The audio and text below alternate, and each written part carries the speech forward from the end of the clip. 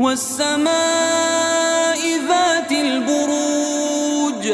واليوم الموعود وشاهد ومشهود قتل أصحاب الأخدود النار ذات الوقود إذ هم عليها قعود وهم على ما يفعلون بالمؤمنين شهود وما